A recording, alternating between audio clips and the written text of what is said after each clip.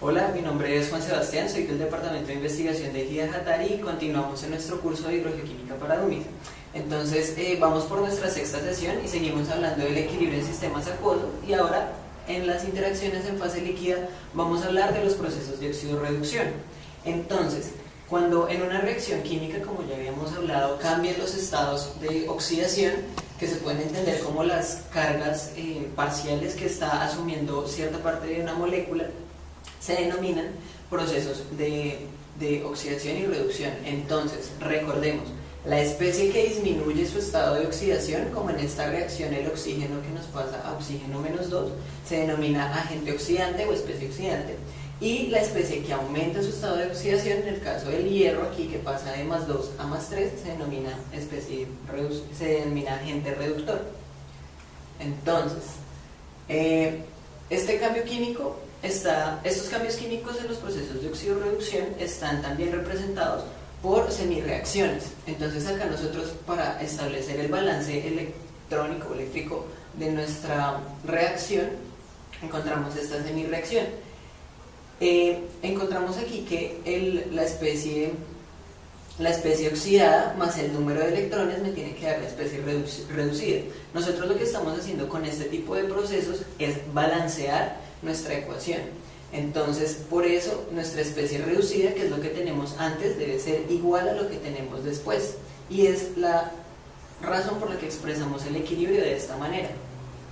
Entonces ahí vemos, esta es nuestra especie oxidada, la pasamos a este campo más los electrones, y la especie reducida es la que encontramos de salida.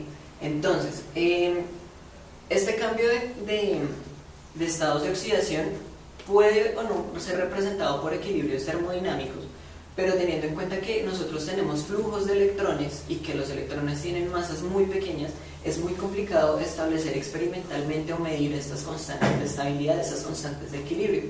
Entonces, lo que nosotros a lo que acudimos es a medir ese flujo de electrones, y por lo tanto nosotros medimos una corriente eléctrica en voltios.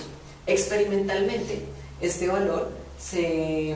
cambio se mide mediante un electrodo que a unas condiciones de presión y temperatura determinadas me mide el flujo de electrones o el cambio de voltaje entre dos especies de oxidorreducción, entre un par de oxidorreducción se llama. Entonces, este valor de E con el cerito arriba corresponde a la actividad oxidorreductora, o nosotros le denominamos actividad oxidorreductora, a condiciones estándar de 25 grados y una atmósfera de presión. Entonces, para nosotros hallar las actividades oxidorreductoras a otras condiciones, podemos utilizar esta ecuación que encuentran acá, en la que nosotros corregimos el valor de la actividad oxidorreductora en función de la constante de Faraday, de la constante universal de los gases, la temperatura, el número de moles y la relación que existe entre las masas de la especie reducida y oxidada. Estos valores de E y de EH siempre están expresados en términos de voltios, pero para poderlos utilizar dentro de ecuaciones tradicionales, como muy pocas o casi ninguna otra variable química se mide en estas unidades de corriente eléctrica, nosotros expresamos este valor de EH o de E como un potencial, y ese es el origen del término potencial de oxidorreducción. Muchas veces en la teoría nosotros encontramos, o en la literatura encontramos, que a los valores de E y de EH les denominan potenciales oxidorreductores, pero realmente el potencial oxidorreductor es la expresión logarítmica de ese valor de la actividad oxidorreductora. Por eso, para evitar confusiones, nosotros preferimos separar los dos términos.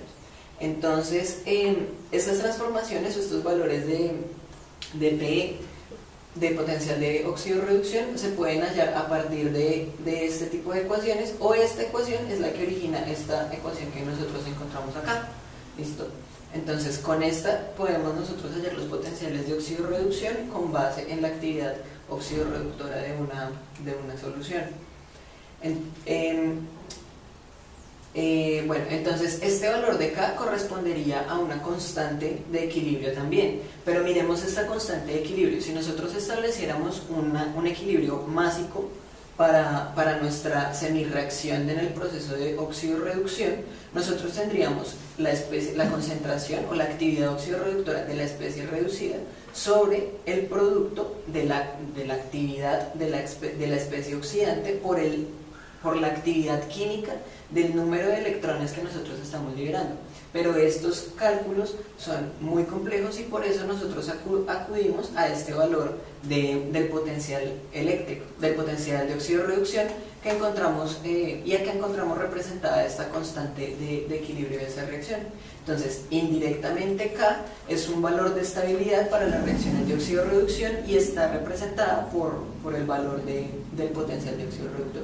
Entonces acá hay una cuestión importante, y es que mientras nosotros encontremos valores de potencial de oxidorreducción más altos, nuestra solución está tendiendo a un comportamiento mucho más oxidante, y mientras sean bajos nosotros estamos encontrando actividades más reductoras. Entonces no es porque sean positivos o negativos o no, sino que si yo comparo dos valores, el valor mayor me está indicando que en ese momento mi solución es más oxidante y si es menor es más reductor. Ahí está. Entonces, pues bueno, esa fue nuestra sesión número 6 del curso de hidroquímica para dummies. Esperamos que vayan al día y cualquier duda pues nos pueden consultar por Hatari Responde. Abrazos para todos.